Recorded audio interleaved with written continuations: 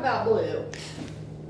Let's talk today about eye ulcers. One very scary disease. Let me tell you a story. When I was just graduating from my internship, I came to Ocala, Florida, and I had a horse with a real bad ulcer.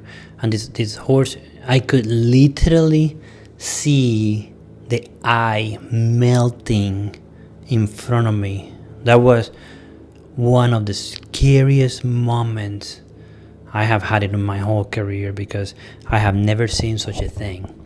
So luckily for me, there was a great mentor and veterinarian at the University of Florida at that time. His name was Dr. Brooks.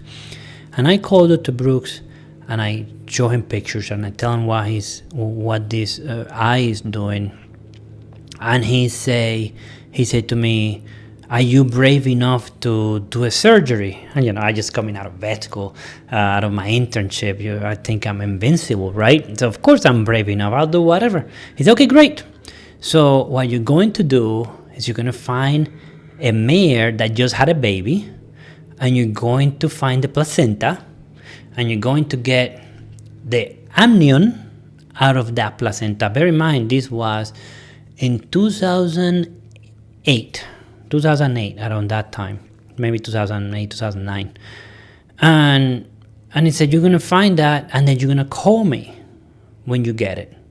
And of course, I was very, very adamant. This was in Ocala, and back in the days in Ocala, there was a baby coming out every day throughout the year, because in Ocala, there's a lot of Paso Fino horses as well as race horses.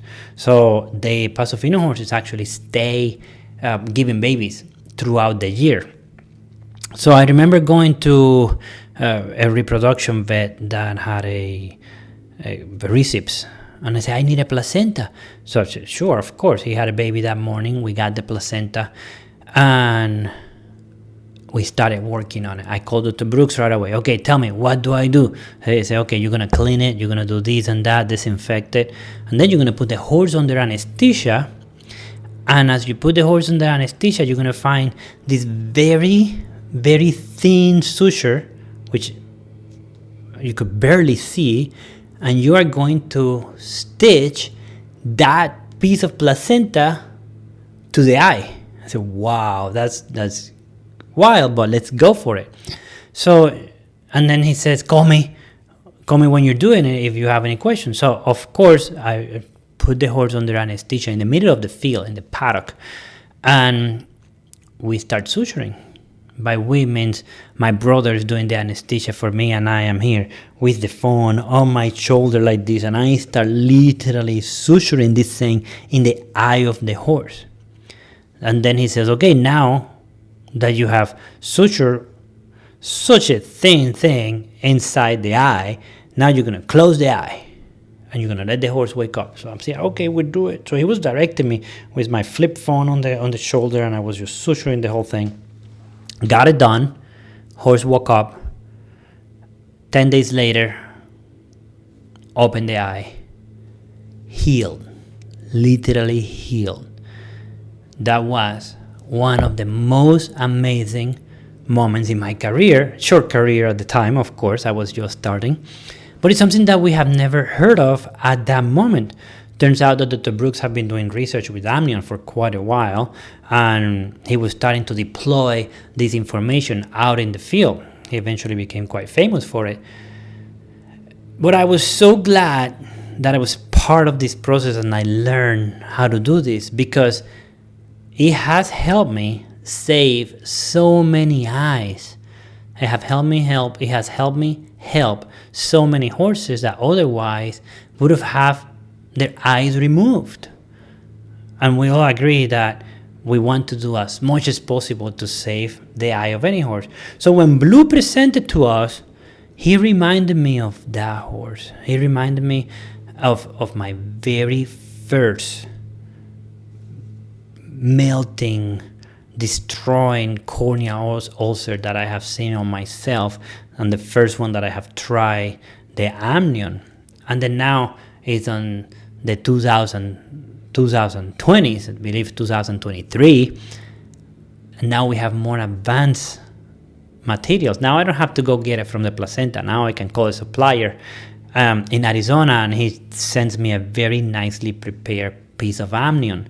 And on top of that, they also send me liquid, in a liquid form amnion, so I can inject around it, and I can put the membrane in, and I can close the eye. So that's what happened to Blue. One of the worst cases I have seen. And it's been more than 15 years since I've done my my training on how to treat eye ulcers. And this one, I did not have total confidence that his eye was going to be safe. His eye started decreasing pressure. It started to look empty, almost deflated completely. You can probably see the pictures when you see it on the YouTube, and the ulcer had taken all through the whole eye. So this time, now it was our time to come up with something new.